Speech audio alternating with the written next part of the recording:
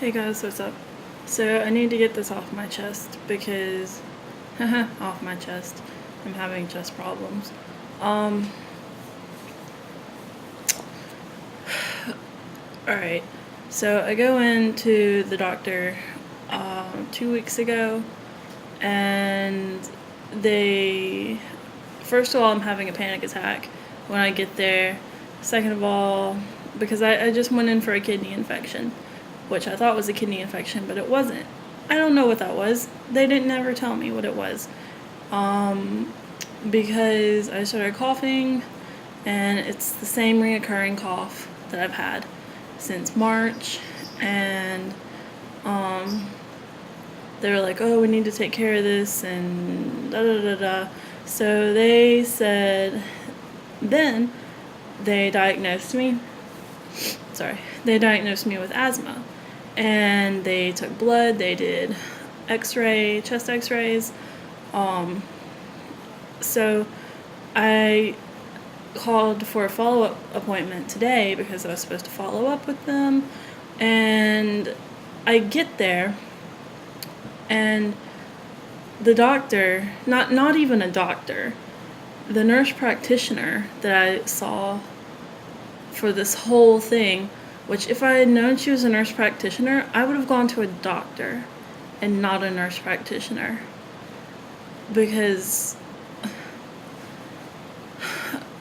it's just, I've been seeing doctors all year, and granted, I don't know, I feel more comfortable with a doctor. So I I go back there, and the minute that she walks in the door, she's like, oh, well, I see you're back for your follow-up. You're supposed to follow up a week ago. Why didn't you come and follow up? You know that there's a reason for follow-up appointments. That usually means that we're going to tell you something. And I sit there and I'm just like, oh, well, let's see, there was Thanksgiving. I was in Oxford and I didn't feel good, so I was trying to recover. And that pretty much sums it up. So, starting out in the first place, I didn't even like the doctor because she's very snooty and very much of, she's not amicable to my personality. So, she starts to explain that she only gave me medicine for the weekend, and that, I needed to keep doing that. Was I doing that? She was like, are you still taking your medicines? And she was like, well, what's the name of them? And I was like, because I don't know the freaking long names of them. I know that there's a steroid inhaler, there's a another inhaler, and then there's albuterol that I put in a nebulizer. So she's like, oh, well, you should know the names of your medicine if you're putting it in your body. I mean, she was just ridiculous. So I start to tell her the symptoms that I was having. I've thrown up at least 3 times in the last week because of this medicine. I've felt horrible every single day. I shake. I feel nauseated. I haven't eaten because I can't eat, because I throw it up. I mean, I eat and then it comes right back up because of the medicine, because I have to eat with that medicine. And it's just horrible, and I'm sick of it.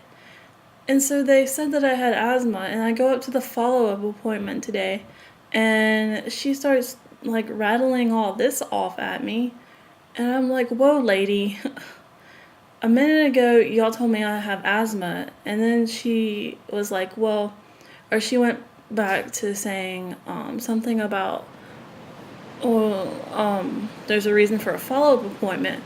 Well, they had gotten the radiologist and the doctor from the hospital, the ER doctor, and another doctor to read the x-ray, and they were where she told me that they had all found or thought that I have pulmonary fibrosis.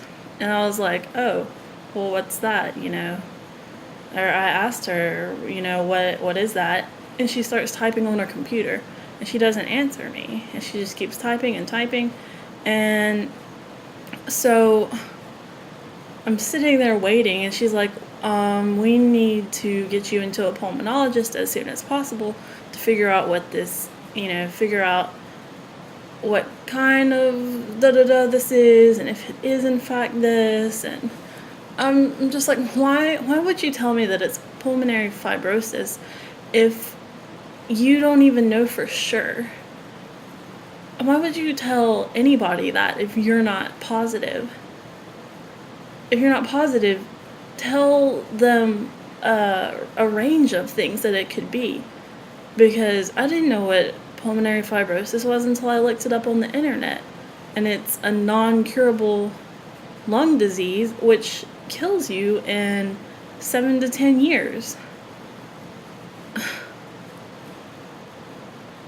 And so I'm sitting there taking in all this information and thinking, what the hell, lady? It's just, I don't know. I don't know what it is. I don't know. It could be, for all I know, pulmonary fibrosis. I don't know. So the sooner I get to a pulmonologist, the better I'll be. But this just sucks. And it's so frustrating. And I'm about to graduate, and I should be having, the best time of my life, and I'm not.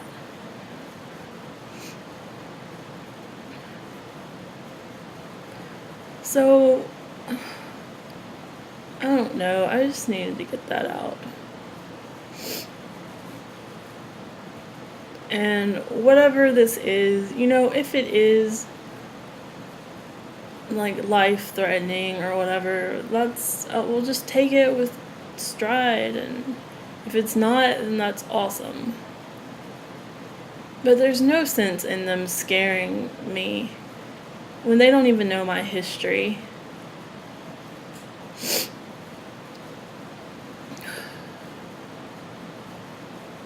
I mean, they don't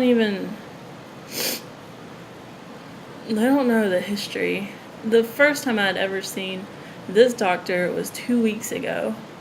And all of a sudden they say, oh, I'm sorry, you have pulmonary fibrosis.